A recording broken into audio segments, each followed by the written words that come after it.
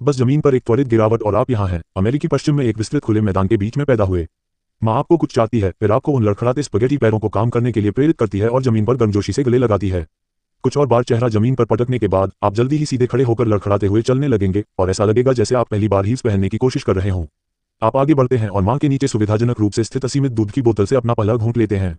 ये बिल्कुल स्टारबक्स जैसा तो नहीं है, लेकिन चलेगा। जब जून ने तय कर लिया कि अब चलने का समय हो गया है और माँ चली गई है, तो आप उसकी अस्थिर चाल का अनुसरण करते हैं। यह आपका झुंड है, लगभग 8 या शायद 9 घोड़ियां। और वहां पर जो बूढ़ा आदमी है वह घोड़ा है, समूह का नेता और रक्षक है, और वह आपका पिता भी है। वैसे आप यहाँ अकेले नए नहीं हैं। हर जगह घोड़े के बच्चे हैं जो छोटे कांपते वयस्कों की तरह देख रहे हैं, जो अभी अपने पैरों पर नियंत्रण रखना सीख रहे हैं।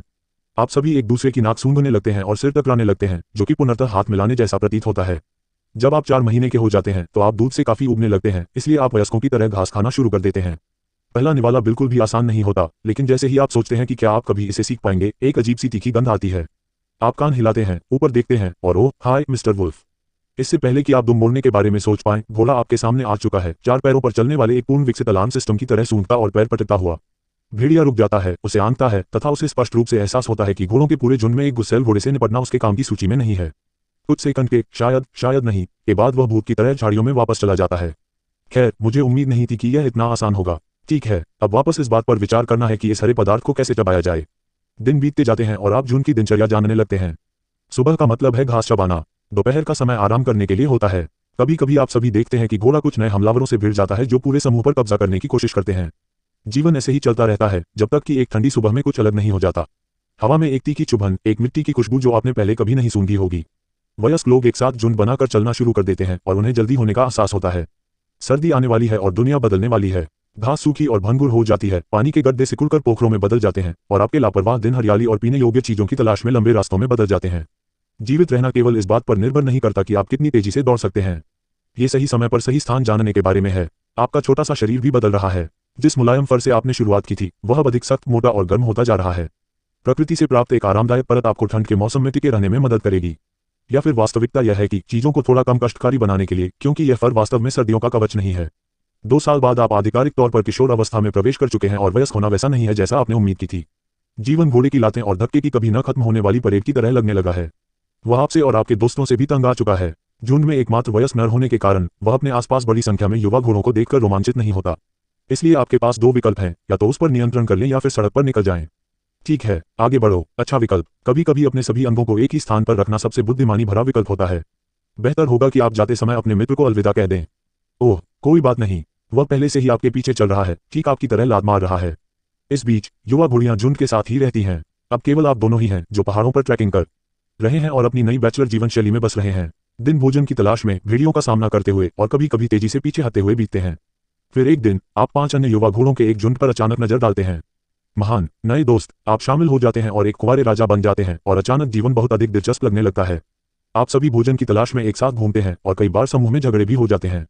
जब भी हवा तेज होती है, झुंड एक दूसरे के करीब इकट्ठा हो जाता है और आपको तथा अन्य बच्चों को बीच में खींच लेता है ताकि आपको कड़कड़ाती ठंड से बचाया जा सके। अब ये बेहतर है, आप बूढ़े घोड़े के खुरों को बर्फ को चीरते हुए उसके नीचे की खुरदरी घास को उजागर करते हुए देखते हैं। आप इसे एक बार आजमाते हैं, अपने छोटे खुरों से इसे छूते हैं और थोड़ी घास लेते हैं। ये ज्यादा तो नहीं है, लेकिन चलेगा। इन झटकों को देखना आपके दिन का मुख्य आकर्षण बन जाता है, क्योंकि आप बैठकर कुछ युद्ध संबंधी चालें सीखते हैं और तब तक खुद को लड़ाई से दूर रखते हैं जब तक कि आप इतने बड़े नहीं हो जाते कि आप काफी चोटें झेल सकें। इस कुंवारे झुंड का एक क्रम है और यह शक्ति पर आधारित है। ऊपर चढ़ने के लिए आपको अपने से ऊपर वाले घोड़े को चुनौती देनी होगी, फिर अगले घोड़े को चुनौती देनी होगी जब तक आप शीर्ष पर न पहुंच जाएं। और ऐसा बहुत सारे घमासान और खूनी झगड़ों के बाद ही होता है। ठीक है, चलिए कहानी को थोड़ा आगे बढ़ाते हैं और अंततः आप समूह में सबसे मजबूत बन गए हैं।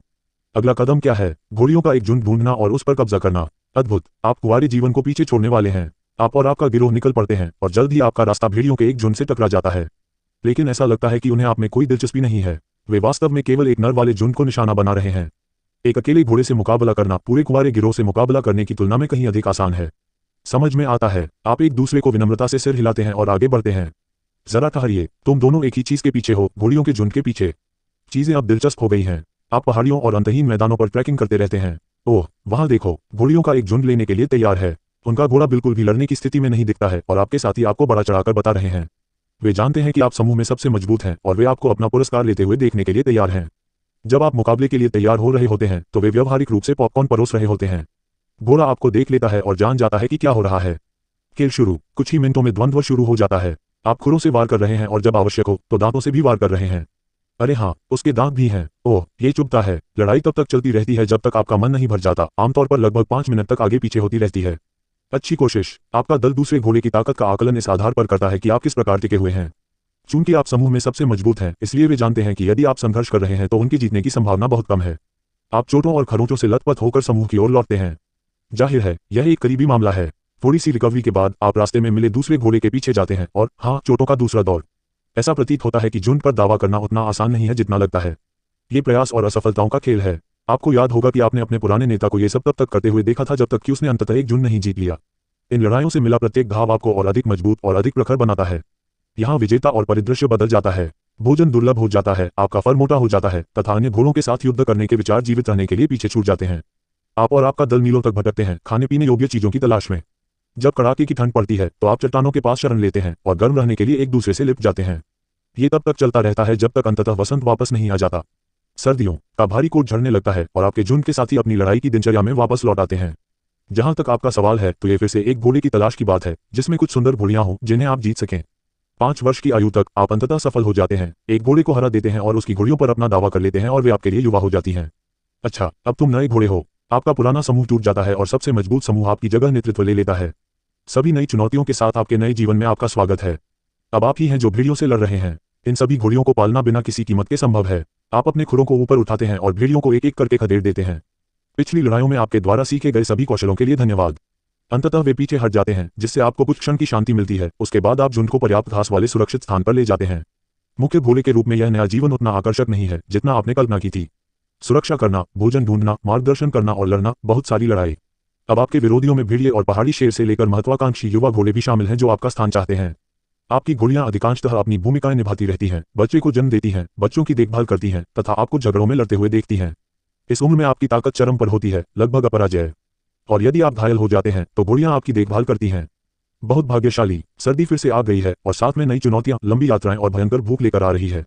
आप अपने झुंड को उन स्थानों पर ले जाते हैं जहां आपको लगता है कि अभी भी भोजन और पानी हो सकता है और इसके लिए आप वर्षों में अर्जित ज्ञान पर भरोसा करते हैं।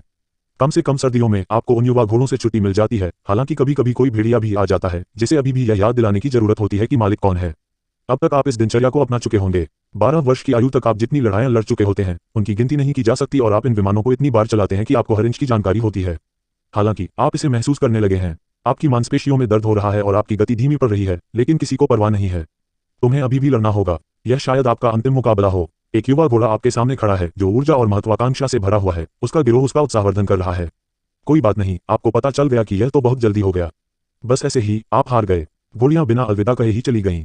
ये कैसी कृतज्ञता है। अब पहली बार आप सचमुच अकेले हैं, उन्हीं मैदानों में घूम रहे हैं जिन पर कभी आप अपने झुंड के साथ राज करते थे।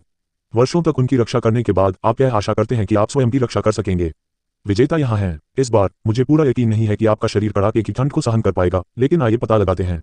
आप बर्फीली हवाओं के बीच अकेले आगे बढ़ते हैं, हरियाली की तलाश में पहाड़ों पर चढ़ते हैं।